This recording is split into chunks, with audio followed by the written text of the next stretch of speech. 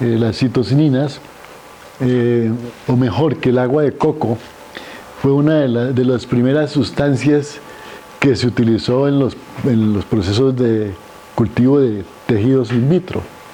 El agua de coco tiene muchos promotores del crecimiento.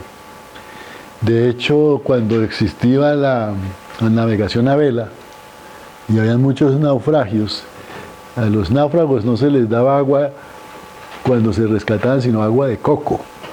Y con eso se volvían a recuperar, porque tiene es muy saludable. Entonces esas características las aprovecharon para iniciar todo esto que se ha hecho a partir del cultivo de tejidos y que hoy tiene tanta importancia. Cuando empezó Murachige y su socio, el doctor Cook, a hacer esos medios, y que pues es tan importante que esas sales Murachige y Cook siguen siendo vigentes. Bien, entonces aquí hay dos moléculas de citocininas, una la quinetina y la otra la zeatina. La zeatina, ustedes ya podrán irse imaginando que fue aislada a partir de maíz, en tanto que la quinetina es un producto de la degradación por autoclavado del ADN del arenque. O sea, es una sustancia que se pudo aislar no de un vegetal, sino del pescado. ¿Ya? Y por eso era que inicialmente se hablaba de quinetinas, pero ya después se popularizó y se adoptó el nombre de citocininas o citoquininas, porque pues en inglés es cytokines, entonces lo dejaron como citocininas. Aquí vemos una gráfica en donde cómo el callo de tabaco responde a la aplicación de cualquiera de las dos. ¿Cuánto es el peso en gramos, peso fresco en gramos de callo? Entonces, cómo en la medida en que se incrementa la concentración, ya sea con quinetinas o con zeatinas, pues se logran respuestas similares, aunque con la zeatina es mucho más, digamos, espectacular. ¿Sí?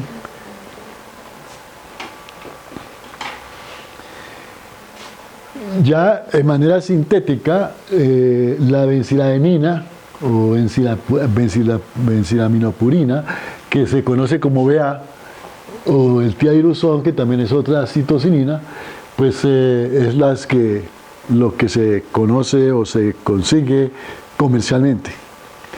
Al igual que mencionábamos con las giberelinas, también tiene antagonistas, y un antagonista es esta molécula, o sea que si se quiere evitar la acción de citocininas, que pues no es lo usual, pero también se tiene el conocimiento sobre qué antagonista puede actuar.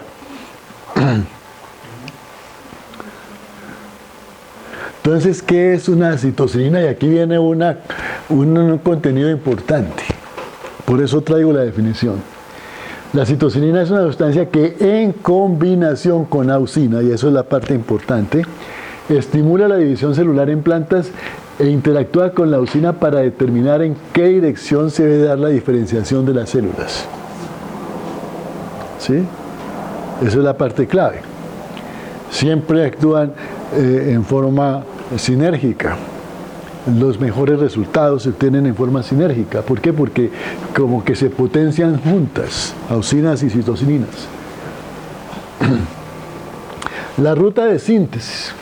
Entonces hace un ratito me preguntaban si eran los aminoácidos. Entonces la síntesis de citocininas, y no olviden este precursor, el ácido mevalónico, es el precursor de la zeatina. Estos precursores surgen a lo largo de la ruta de la respiración.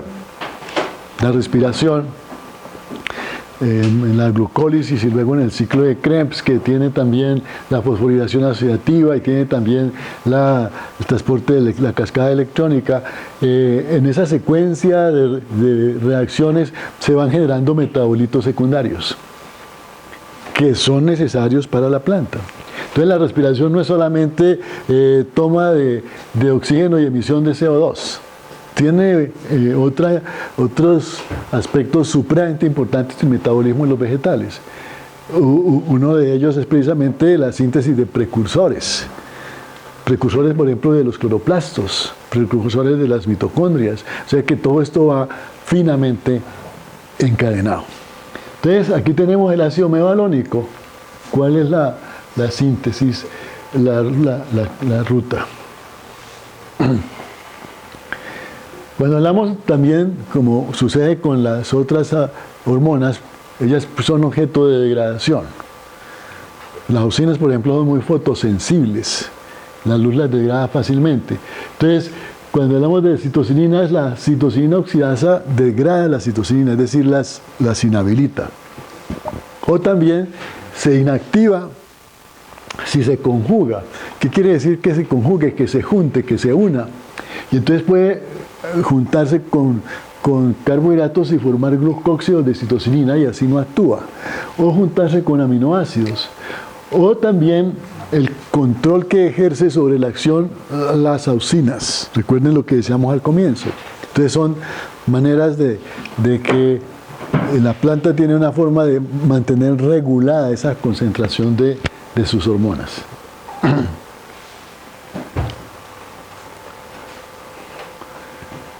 Entonces acá tenemos cómo es la citocinina, actúa la citocinina oxidasa en el caso de la degradación y se forma ya un producto secundario que mantiene dentro de límites la concentración de la hormona.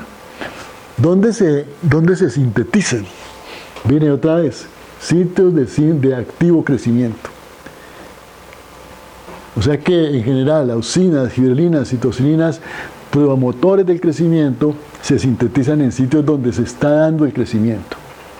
Entonces, en semillas en germinación, en frutos en desarrollo, en hojas jóvenes, en frutos en crecimiento, en raíz. Esas son la forma.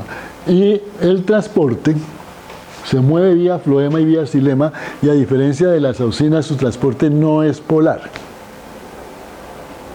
Obedece a los sitios de demanda. Son aspectos importantes. ¿Qué hace con respecto a la dominancia apical? Modifica la dominancia apical y promueve el crecimiento de yemas laterales, o sea que actúa muy parecido a las giberelinas. O sea que sí hay ciertas manifestaciones del crecimiento en que pueden parecerse esos desarrollos a lo que hace una o hace otra. Entonces también ayuda a controlar la dominancia apical.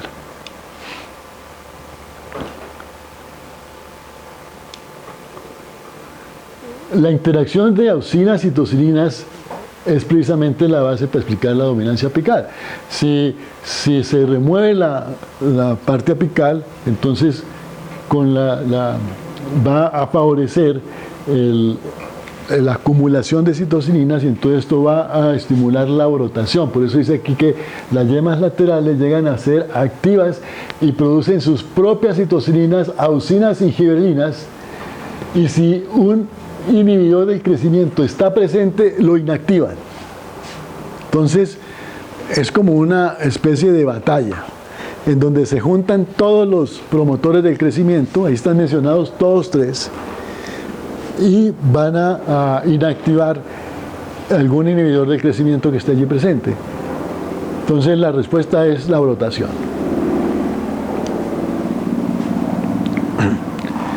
En la germinación de las semillas también está, porque ahora vamos a ver un cuadrito cómo es que se relaciona. Y es este. Entonces, allí están mencionadas las giberelinas, las citocininas y un inhibidor, llámese ácido abscísico. Entonces, cuando hay citocininas y hay giberelinas, observen la flecha, hay germinación. Así esté presente el inhibidor, o sea, esté positivo. Si están las citocininas, si están las giberelinas y no hay inhibidor, pues con mayor razón se da la germinación. Pero Si están las gibberelinas, no hay citocininas y hay inhibidor, continúa la latencia de la semilla. Es decir, las gibberelinas requieren de la presencia de citocininas para poder superar el efecto inhibidor del ácido abscísico. Si tenemos gibberelinas y no hay citocininas y no hay inhibidor, hay germinación. En esas condiciones, las gibberelinas tienen la suficiente potencia para dominar para promover la germinación.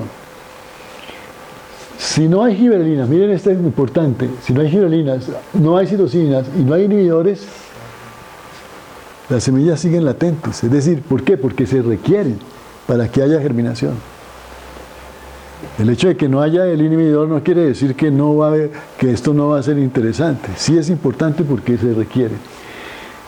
Si no hay citocinas y no hay gibberelinas y hay inhibidores, pues con mayor razón la inhibición de la germinación persiste. ¿Sí? Si no hay gibberelinas, hay citocinas y no hay inhibidores, las solas citocinas no son suficientes para que se dé la germinación, entonces la latencia está presente. Si tenemos citocinas y hay inhibidor, no hay germinación.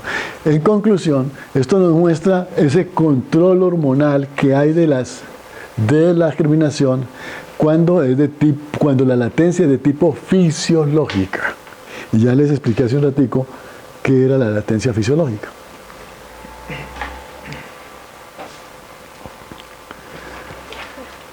Esta otra diapositiva es para ilustrar precisamente cómo es la relación auxina-citocinina en la regulación de la morfogénesis cuando estamos hablando de un cultivo de tejidos. Entonces fíjense que los tamaños de las letras son diferentes. Cuando hay más auxinas, y por eso está más grande, que citocininas, se generan raíces.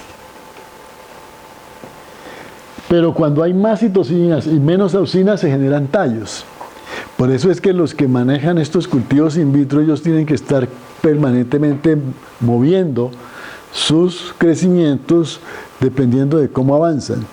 Al principio querrán estimular la formación de raíces. Cuando ya se logra una densidad de raíces adecuada, entonces se cambia el medio y se modifican las proporciones, con el fin de favorecer ya el desarrollo de tallos. Entonces, lo que decíamos al comienzo, las citocinas que en presencia de auxinas generan una expresión de desarrollo. No estamos hablando de las concentraciones, estamos hablando es que tienen que estar presentes.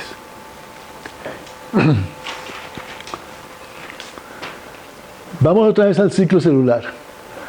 Como junto con las auxinas, entonces también promueven que estas etapas del ciclo celular sean más rápidas, como decíamos también en las gibberelinas. Entonces, estamos acelerando la división celular.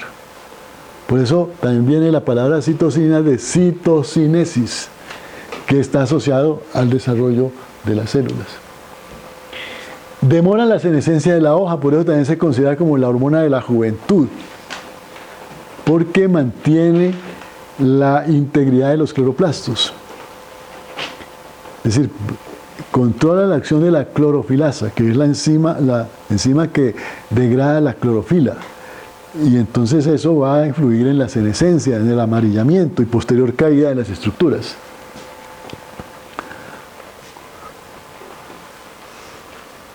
Igual acá, si hacemos también cómo se ha tratado de intervenir a través de la acción antisenescencia de las citocininas, ¿qué es lo que se evita? Es encontrar el gen codificador de las citocininas para que se formen ellas, se sinteticen ellas y entonces se prevenga la senescencia. Entonces ya a través de ingeniería genética, por ejemplo el gen IPT, que es la región codificada para que se promueva la síntesis de esta enzima, que es la que está en el medio para el producto final, que son las citocininas. Entonces, ya conociendo que es ese gen, pues se interviene para que a través ya, por ejemplo, de modificación de organismos genéticos, entonces se tengan melones, por ejemplo, apios, lechugas, que se puede demorar su senescencia. ¿Por qué? Porque se ha podido modular esto a través del control o del estímulo del gen IPT.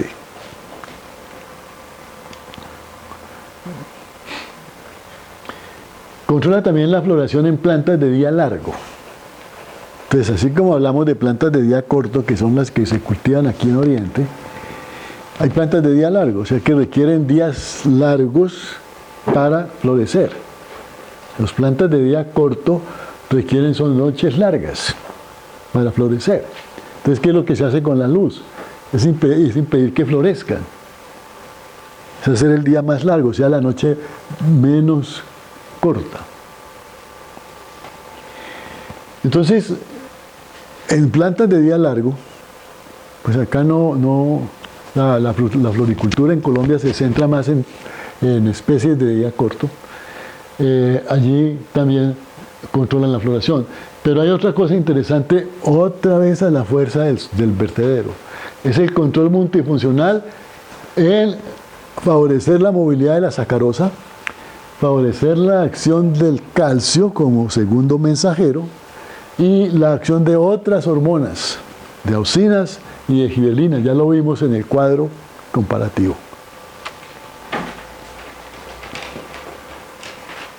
Promueve la maduración de los cloroplastos, y qué es lo que yo quiero mostrar ahí con esos dos dibujos. Una planta que sus cloroplastos no están maduros es amarilla, y es cuando, por ejemplo, ellas crecen en condiciones de etiolación, o sea, en ausencia de luz. La luz promueve la maduración de los cloroplastos, entonces se vuelven verdes. Las citocinas podrían reemplazar el efecto de la luz en la maduración de los cloroplastos.